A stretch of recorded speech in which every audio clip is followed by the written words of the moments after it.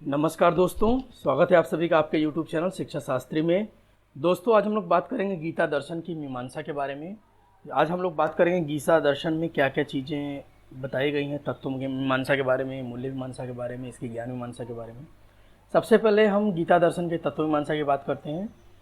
इसमें जो तत्व मीमांसा में जो सबसे पहला वर्णन आता है, आत्मा के बारे में आता है।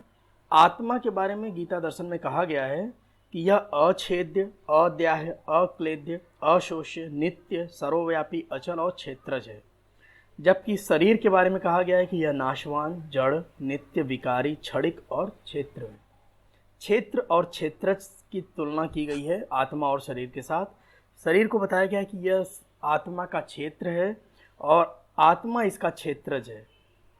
इसके अलावा आत्मा के बारे में कहा गया कि यह अक्षर है, अव्यक्त है, अचिंत्य है, यह चेतन स्वरूप है, निर्विकार है, स्थिर रहने वाला, सनातन, अविनाशी एवं शुद्ध, बोध स्वरूप सच्चिदानंद परमात्मा का ही सनातन अंश है। तो आत्मा को नित्य माना गया है जबकि शरीर को अनित्य माना गया है। आत्मा को चेतन का प्रतीक बताया गया है जबकि शरीर को जड़ का। इसको सनातन रहने वाला बताया गया आत्मा को, जबकि शरीर को नाशवान बताया गया है। इसी प्रकार हम लोग इसके तत्व मीमांसा के बारे में और देखते हैं। आत्मा के विचार को कहा गया है द्वितीय अध्याय में कि जैसे मनुष्य पुराने वस्त्रों को त्याग कर दूसरे नए वस्त्रों को ग्रहण करता है, वैसे ही जीवात्मा पुराने शरीर को त्याग कर दूसरे नए शरीर को प्राप्त होता है।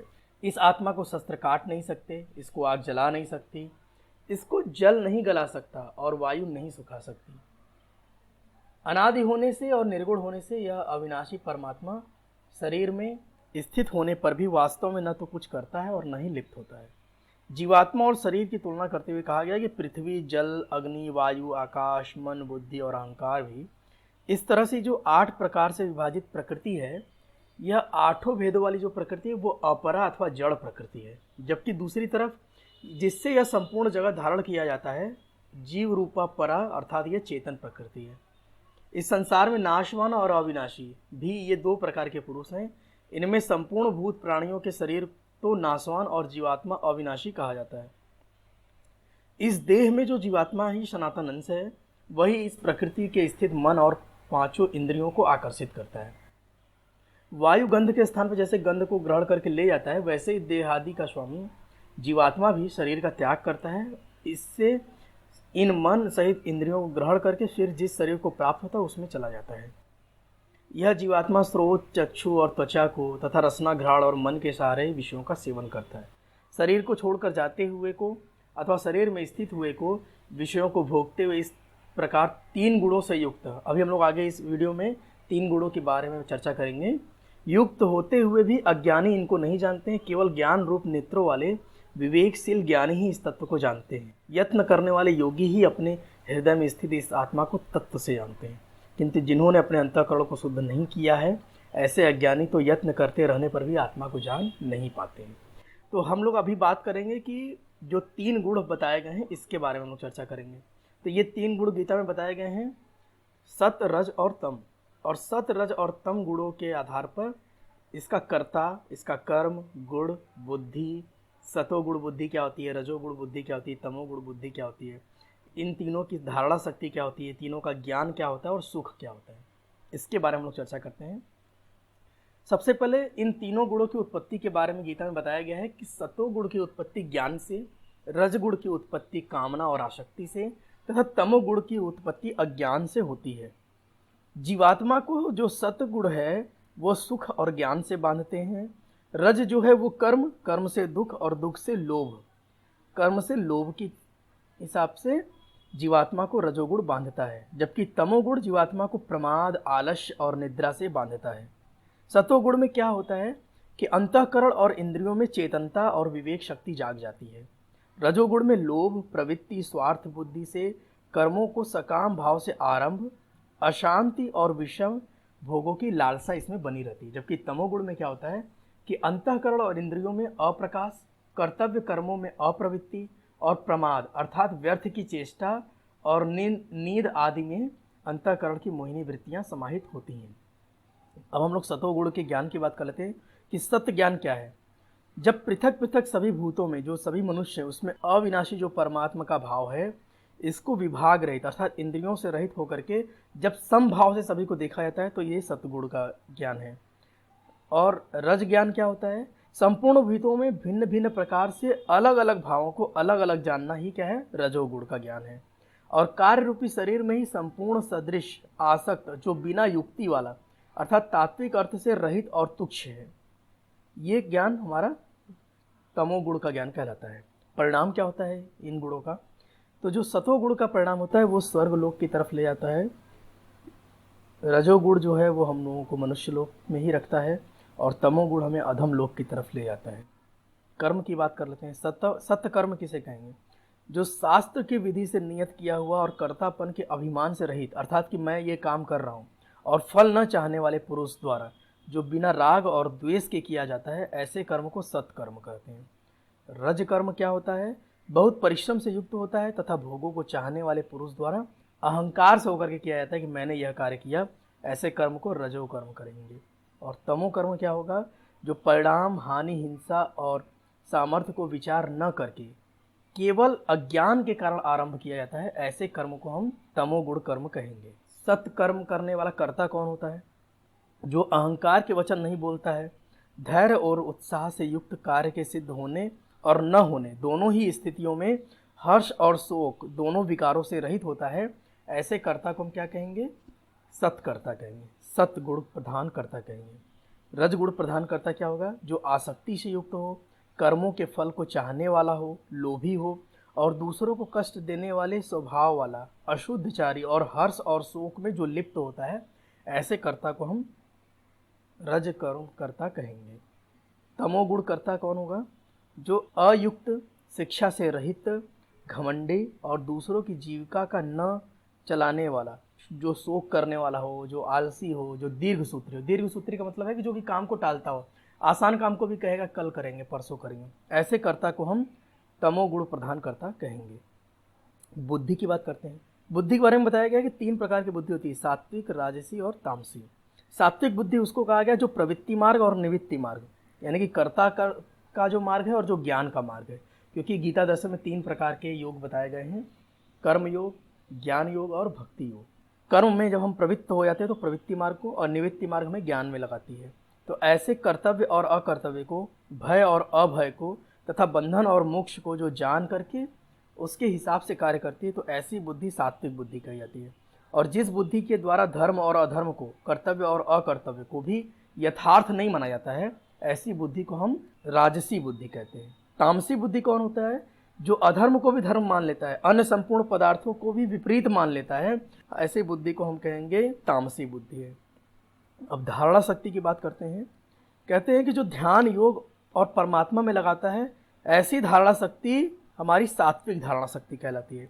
फल की इच्छा, अत्यंत आसक्ति से धर्म, अर्थ और काम को करने की जो हमारी आसक्ति होती है, तो ऐसी धारणा शक्ति को हम कहेंगे राजसी धारणा शक्ति। और निद्रा, भय, चिंता और दुख और उन्मुक्तता में जो बुद्धि हमें लगाए, ऐसी धारणा शक्ति को हम तामसी धारणा शक्ति। सुख की बात करते हैं, सत, रज और तम की। भजन, ध्यान और सेवा में जब लगाया, ऐसे जो सुख मिलते हैं उसको हम कहते हैं ये सत सुख है।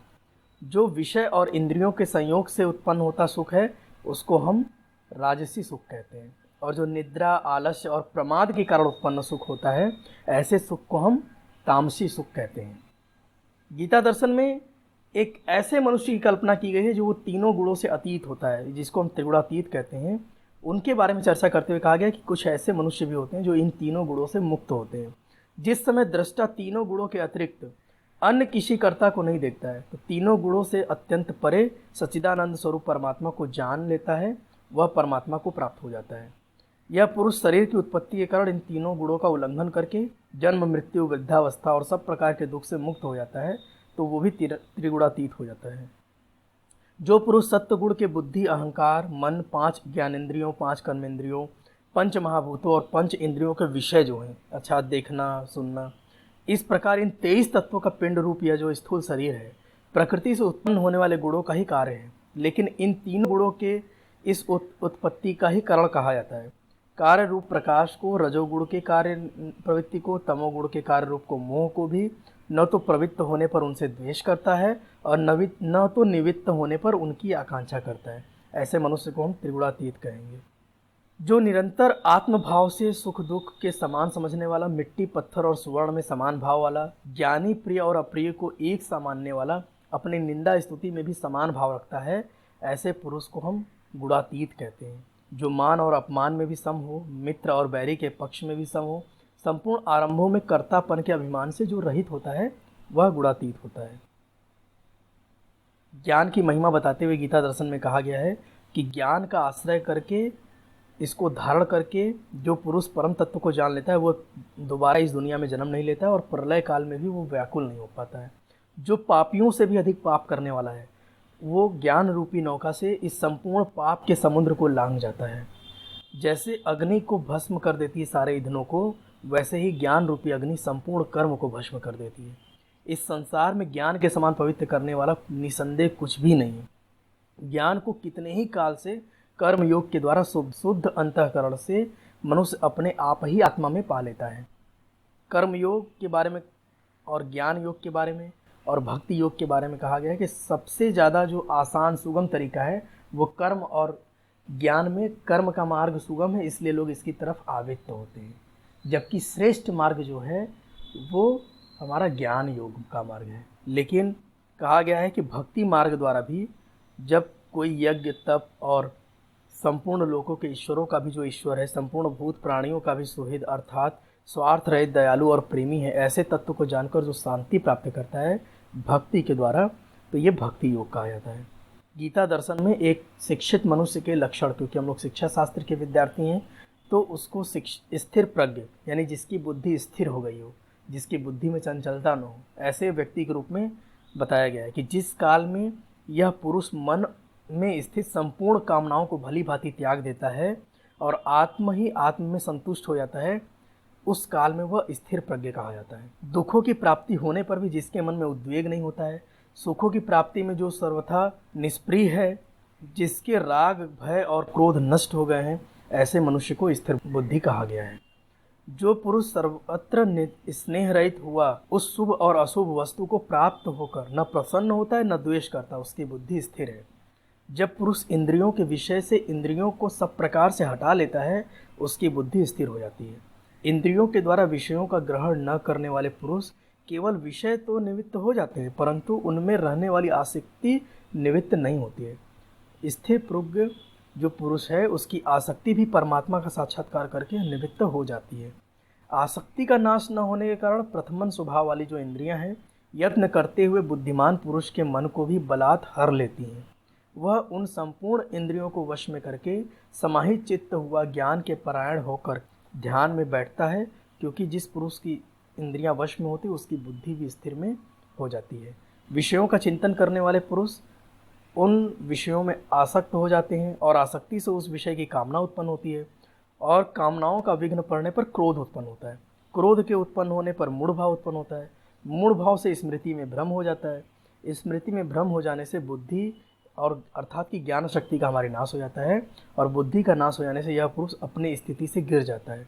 परंतु अपने अधीन किए हुए अंतःकरण वाला जो मनुष्य है, जो विद्यार्थी है, वह अपने वश में किए हुए राग द्वेष से रहित इंद्रियों द्वारा विषयों में विचरण करता हुआ अंतःकरण की प्रसन्नता प्राप्त करता है। अंतःकरण की प्रसन्नता प्राप्त होने पर इसके संपूर्ण दुखों का अभाव हो जाता है और उस प्रसन्न चित्त वाले कर्मयोगी की बुद्धि शीघ्र ही सब ओर से हट करके परमात्मा में ही भली भांति स्थिर हो जाती है। न जीते हुए मन की इंद्रियों वाले पुरुष को निश्चयात्मिक का बुद्धि नहीं होती है। उस आयुक्त मनुष्य के अंतःकरण की भावना नहीं होती है। भावनाहीन मनुष्य को शांति नहीं मिलती और शांति रहित मनुष्य को सुख नहीं मिलता है। इस प्रकार से दोस्तों आज हम लोगों ने गीता दर्शन के बारे में, इसके ज्ञान भक्ति और कर्म के बारे में हम लोगों ने बात किया, आत्मा के विचार के बारे में बात किया, सत्वर स्तंभ के बारे में विचार किया और स्थिर प्रज्ञ पुरुष के लक्षणों के बारे में हम लोगों ने बात किया। आशा है आपको इस वीडियो में दी गई जानकारी अच्छी लगी होगी।